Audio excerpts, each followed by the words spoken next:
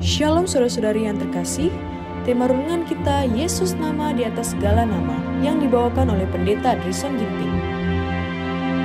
Selamat pagi, renungan kita hari ini Selasa 30 April 2024 dengan judul Penyembuh Ilahi. Ayatnya di dalam Lukas 10 ayat 34. Kemudian ia menaikkan orang itu ke atas keledai tunggangannya sendiri, lalu membawanya ke tempat penginapan dan merawatnya.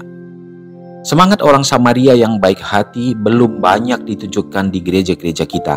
Banyak yang membutuhkan bantuan telah terabaikan, sebagaimana imam dan orang Lewi melewatkan orang asing yang terluka dan memar yang ditinggalkan untuk mati di pinggir jalan. Orang-orang yang membutuhkan kekuatan penyembuh ilahi untuk menyembuhkan luka mereka telah ditinggalkan dan tidak diperhatikan. Banyak yang bertindak seolah-olah sudah cukup untuk mengetahui bahwa setan telah menyiapkan jebakannya untuk jiwa dan mereka dapat pulang dan tidak peduli pada domba yang hilang. Jelaslah bahwa mereka yang memanifestasikan roh seperti itu tidak mengambil bagian dari kodrat ilahi, tetapi mengambil bagian dari sifat-sifat musuh Allah. Seorang harus memenuhi amanat Kristus. Seseorang harus melanjutkan pekerjaan yang dia telah mulaikan di bumi, dan gereja telah diberikan hak istimewa ini. Untuk tujuan inilah gereja telah diorganisasikan. Lalu, mengapa anggota gereja tidak menerima tanggung jawab tersebut? Ada orang yang telah melihat pengabaian besar ini. Mereka telah melihat kebutuhan banyak orang yang menderita dan kekurangan. Mereka telah mengenali di dalam jiwa-jiwa orang malang ini, yaitu mereka yang untuknya Kristus memberikan nyawanya, dan hati mereka telah digerakkan oleh belas kasihan. Setiap energi telah dibangkitkan untuk bertindak. Mereka yang telah melihat dalam pekerjaan Kristus dan yang mau menolong orang lain telah melakukan apa yang Tuhan ingin untuk dilakukan, dan Dia telah menerima pekerjaan mereka. Apa yang telah dilakukan dalam bidang ini adalah pekerjaan yang harus dengan tulus diperhatikan dan didukung oleh setiap anggota gereja Masih Advent hari ke-7 dan dipertahankan dengan sungguh-sungguh dengan mengabaikan pekerjaan ini, yang mana itu berada dalam jangkauan mereka sendiri. Dengan menolak menanggung beban ini, gereja mengalami kerugian besar. Karena pengabaian mereka, Tuhan memandang gereja dengan rasa tidak senang. Cinta akan kemudahan dan pemanjaan diri telah ditunjukkan oleh banyak orang. Beberapa orang yang telah memiliki hak istimewa untuk mengetahui kebenaran Alkitab tidak membawanya ke bagian yang lebih dalam dari bait suci jiwa. Allah meminta pertanggungjawaban atas talenta-talenta yang belum mereka kembalikan kepadanya dalam pelayanan yang jujur dan setia dalam melakukan segala upaya untuk mencari dan menyelamatkan mereka yang tersesat. Renungkan lebih dalam. Mengapa Tuhan meminta saya untuk merawat yang terabaikan ketika saya juga berjuang untuk memenuhi kebutuhan saya? Apakah dengan membantu orang lain dapat membantu saya?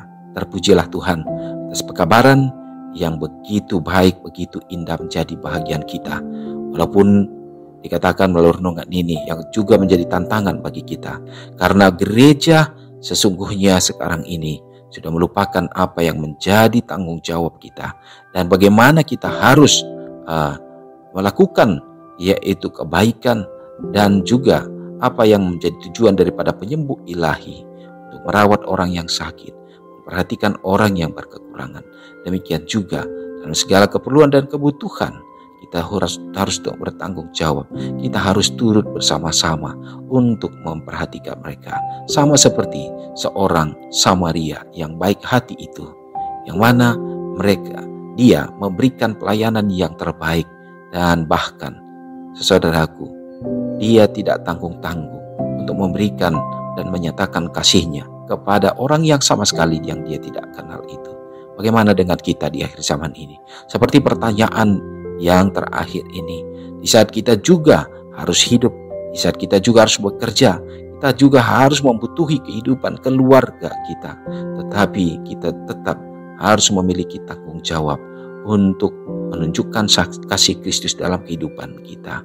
Karena inilah yang akan menjadi membentuk karakter kita untuk menjadi serupa dengan Yesus Kristus. Semoga hikmat akal budi Tuhan berikan bagi kita untuk menjalani kehidupan kita di dalam kebenarannya. Mari kita berdoa. Terima kasih ya Bapa, Allah yang kami sembah di sorga. Yesus Kristus yang sudah hadir menjadi teladan bagi kami manusia. Atas pekabaran firman pada saat ini Tuhan, sungguh kami tidak sempurna. Kami tidak mampu untuk melakukannya. Bahkan kami sering untuk melalaikannya. Yang kami hadapi, kami temui dalam kehidupan kami. Tuhan, ajarlah kami ya Bapa, untuk dapat menjadi seorang yang semakin baik, semakin sempurna di dalam Kristus, dalam mengikuti teladan Tuhan Yesus Kristus yang peduli kepada sesama. Demikian juga ya Tuhan, berikanlah hikmat akal budi, kebijaksanaan bagi kami ya Bapa, supaya kami dapat bersukacita, berbahagia menjalani kehidupan.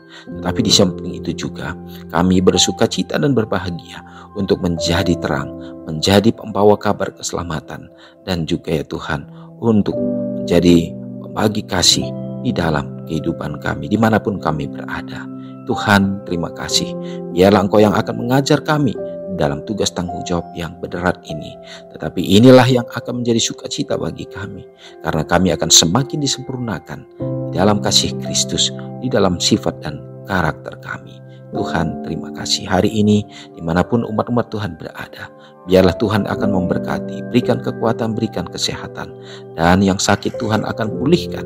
Demikian juga ya Bapa, yang lemah iman Tuhan akan kuatkan. Memberkati umat-umat-Mu yang berjuang di dalam kehidupan mereka, yang membutuhkan berkat-berkat khusus untuk yang akan memenuhi dalam segala pergumulan kehidupan, yang berada dalam masalah ekonomi. Tuhan akan tunjukkan yang terbaik, dan juga yang membutuhkan pekerjaan ya Bapa, berikanlah ya Bapa, sehingga dalam pekerjaan itu mereka akan bersuka cita untuk dapat menerima berkat Tuhan. Ya Bapa, memberkati juga tentunya bagi orang tua yang kami kasih dalam kehidupan mereka yang sudah lanjut usia. Tuhan yang akan peliharakan ya Bapa. Damai sejahtera Tuhan akan selalu menjadi bahagian mereka, supaya mereka juga sehat, panjang umur, terutama iman dikuatkan dalam menantikan kedatangan Tuhan. Terpujilah Engkau Bapa, kami yakin dan percaya kasih ini akan menjadi bagian kami sepanjang hari ini. Ampuni kami dari dosa kami Bapa. Doa ini hamba serahkan dalam nama Yesus yang sudah menyelamatkan kami. Amin.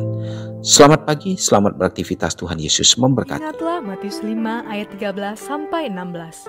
Biarlah kamu menjadi garam yang mengasinkan dan terang yang menyinari kehidupan orang lain. Jangan lupa subscribe, like, dan share ke seluruh dunia.